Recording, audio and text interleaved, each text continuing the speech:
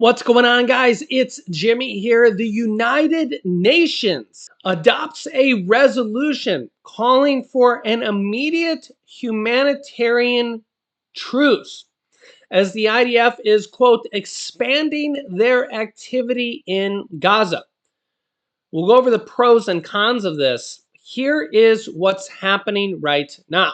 Yeah, take a look here. The United Nations had a vote adopting a resolution calling for an immediate and sustained humanitarian truce as the Israel-Hamas conflict entered its third week.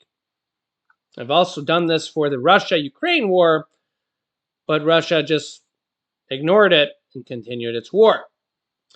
The resolution that was put forward by Jordan received 120 votes in favor of the truce, 14 against, 45 abstentions. The measure also calls for, quote, continuous, sufficient, and unhindered provisions of critical humanitarian supplies and services for civilians trapped inside Gaza. Not to mention the hostages that Hamas still has and hasn't released. So here are a couple things to think about. Number one, attacks are still being done on both sides. So actually, if you look here, Hezbollah, the Iranian-backed militant group with 100,000 plus troops, somewhere around there, Hezbollah rockets forced thousands to flee their homes near the Lebanese border. These are new attacks. And if a second front opens, no one is quite sure Israel would be victorious. Okay? So we now have a new front basically opening up from Hezbollah with new rocket attacks coming from this Iranian-based militant group with 100,000 plus troops. These are new attacks still coming, not from Hamas, not from the tunnels, not from Gaza, coming from Hezbollah, okay? This is the problem, right? This is the problem. And we have, these countries calling for Israel to stop their attacks. But, first of all, Israel was attacked first, and they're still being attacked now from two different sides, okay? So Israel gets attacked first, and now we have countries saying, oh, Israel, stop attacking, that we know you were attacked first, you're innocent civilians that were at a music festival. Don't worry about them. Those poor souls, those poor families that are gone, the people that were captured, the hostages that were taken. Oh, sorry about your losses there. We know that you're still being attacked here. We know that there's a new military group of 100,000 troops that are now attacking you with new attacks, but we want you to stop. So don't you think if a ceasefire were to happen, that the attacking group that started the attacks, Hamas, and now their accomplices, Hezbollah, and the Houthis from the south, should stop the attacks first? And you have all these groups saying, free Gaza, free Gaza, free Palestine. And first of all, I understand the basis behind it of free the innocent civilians. I can understand that portion of it, the people that are thinking that, because I understand the innocent civilians on both sides of it. Hopefully, most or all, we know that not all, because we know that there's innocents caught up in basically any war. Hopefully, most all of them have left the area or are leaving the area. It's a war zone there. It's a full-on war right now, okay? Hopefully, they will continue to leave the area and go as far away from it as possible. To me, that's just common sense. You wouldn't want to stay in that area, even if it's just temporary. Just get out of there, right? You can let me know your thoughts on that, right? Just just go to wherever. Literally, just go to shelters that they're having, and just go to get out of there, right? It's just these are untrying times, right? You think of World War III type times. You just have to go and figure it out when you get there. Stay in a shelter. But you can't ask Israel, a country who's was attacked by 2,000 missiles just on day one. It's now somewhere like 8,000 missiles have been sent into their country, and is still getting attacked now from 2 or 3 different areas, different countries on all sides. Stop defending your country. Stop attacking the attackers. And what? Just keep getting hit by the attackers, by the invaders that came in through parachutes, through gliders, and took your people, your women, your children, and took these hostages.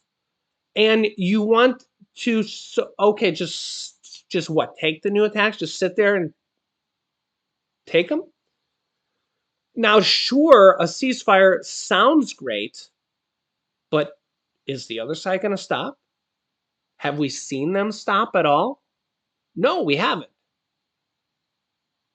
So, and it's like, for the people saying, defending Hamas and defending, the other side, that would be akin to defending ISIS right after 9/11, or defending Japan right after Pearl Harbor, or defending Hitler right during, World War II.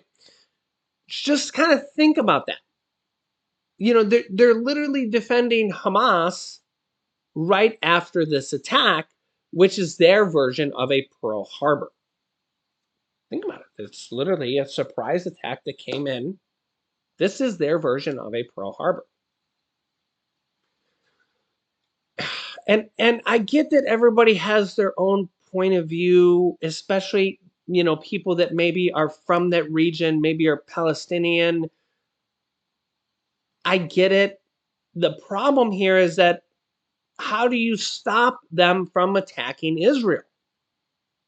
Who was, again, people were there at a music festival, and they're still being attacked. They're still being attacked. And it just seems like Iran wants this war. And possibly in the background, Putin wants this war. Russia and Iran are literally allies. And Russia probably wants this war more so than Iran, because it takes the eye off the Russia-Ukraine war, and the US ends up helping Israel instead of helping Ukraine, and the status quo there changes. And all of a sudden, Russia can proceed more to victory than Ukraine can defending itself. And how interesting it was that the new Republican speaker says, we have to continue to help defend Ukraine because we can't let Vladimir Putin win. Because if we let the dictator Vladimir Putin win, it sends a message that China can then go and win, that Hamas can then go and win. Top Russian lawmaker threatens Russia may reclaim Alaska. Remember last year when a top Russian lawmaker warned the United States that Russia may seek to reclaim Alaska in retaliation for U.S. sanctions over the invasion of Ukraine. During a parliamentary session in Moscow, a Russian lawmaker, Vladislav Volodin, the Speaker of the State of Duma, this is a very high-ranking Russian official, of the lower house of the Russian Federal Assembly, told the U.S. to think twice before seizing or freezing Russian assets abroad, reminding the U.S. that Alaska once belonged to Russia, and the Kremlin may want that land back.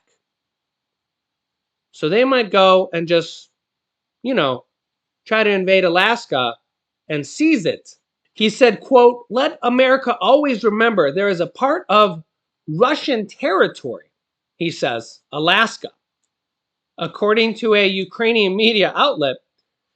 So when U.S. lawmakers attempt to appropriate our assets abroad, they should be aware that we also have something to claim back.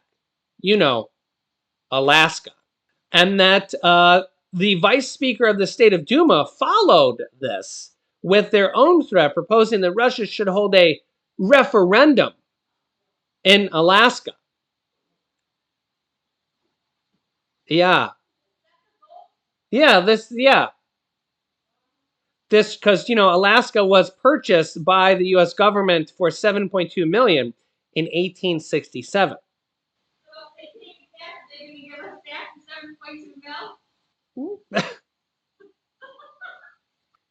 So this is why you have to send a message to people like Vladimir Putin, Iran, North Korea, and China, that you can't just let them go in and invade whatever they want and get away with it.